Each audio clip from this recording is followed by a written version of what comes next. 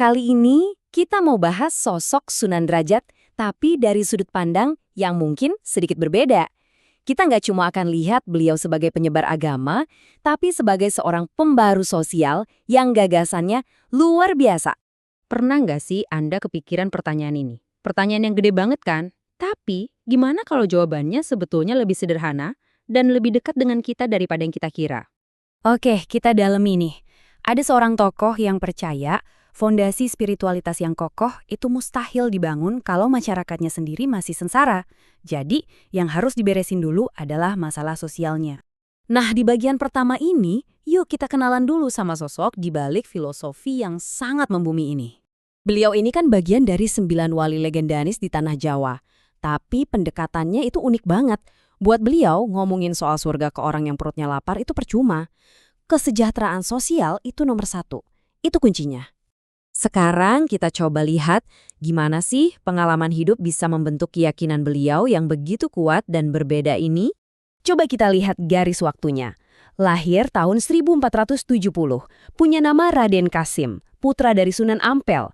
Pendidikannya juga dari orang-orang hebat. Terus dapat misi buat berdakwah di pesisir Gresik. Tapi perhatikan deh bagian terakhir ini. Ada satu peristiwa dramatis yang jadi titik balik dalam hidupnya. Coba bayangin deh. Terombang-ambing di laut, nggak tahu nasibnya gimana. Terus, diselamatkan sama nelayan biasa.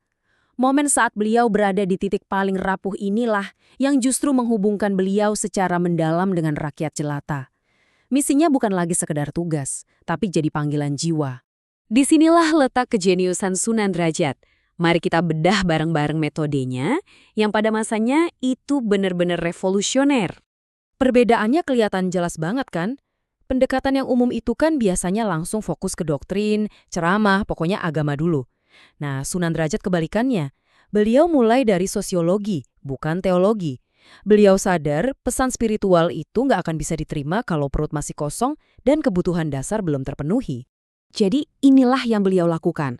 Bukan cuma ngomong, tapi beneran aksi. Beliau mengorganisir masyarakat buat saling bantu, ngajarin cara bikin rumah, bikin alat-alat, supaya komunitasnya bisa mandiri secara ekonomi. Dan yang paling cerdas, beliau pakai kesenian kayak gamelan, sebagai jembatan untuk masuk ke hati masyarakat. Nah, dari semua tindakan praktisnya, itu lahirlah sebuah filosofi hidup yang sangat dalam, yang dikenal dengan nama Pepali Pitu, atau 7 ajaran. Filosofi pertama ini intinya soal empati, membangun resep tiang sing sasama. Artinya, kebahagiaan sejati kita itu nyambung langsung sama kebahagiaan orang di sekitar kita. Jadi ini bukan cuma soal berbuat baik sesekali, tapi secara aktif berusaha bikin lingkungan kita lebih bahagia. Relevan banget ya sampai sekarang? Ajaran kedua, Jroning Suka Kudu Eling Lan Waspodo. Ini pengingat soal kerendahan hati. Gampang banget kan kita lupa diri pas lagi sukses atau lagi seneng-senengnya? Sunan Derajat ngingetin kita buat tetap sadar diri, bahkan di momen-momen terbaik sekalipun. Selanjutnya, ini tentang kegigihan. Laksitaning Subrata, dan seterusnya ini mengajarkan kalau setiap cita-cita yang luhur, itu pasti ada aja cobaannya. Falsafah ini tuh kayak panggilan buat kita supaya punya mental yang tabah, nggak gampang goyah dan nggak gampang nyerah.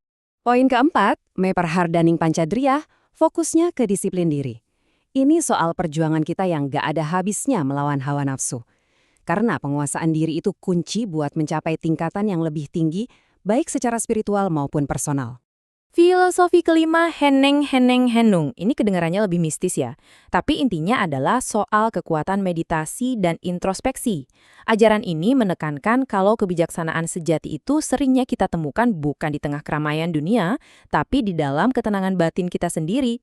Nah, lewat Mulia Guna Pancawaktu, beliau secara gamblang menghubungkan antara praktek spiritual yang disiplin, yaitu sholat 5 waktu, dengan pencapaian kemuliaan dalam hidup. Ini nunjukin kalau buat beliau, dunia dan akhirat itu satu paket yang saling terkait. Dan inilah puncaknya. Kalau Anda cuma bisa ingat satu hal dari ajaran Sunan Derajat, ingatlah kalimat ini.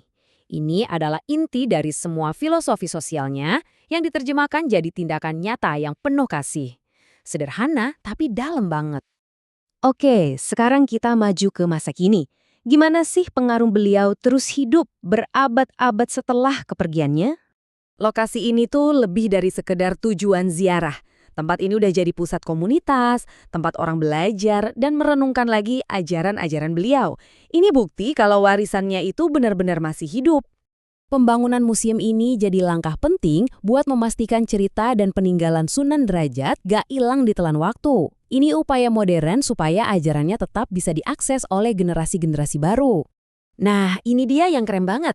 Gamelan Singomengkok ini bukan cuma alat musik loh, itu adalah alat dakwah. Ini bukti fisik gimana beliau dengan cerdasnya menggunakan budaya sebagai pintu masuk untuk menyampaikan pesan-pesan yang lebih dalam. Jadi, ini mungkin pertanyaan buat kita semua.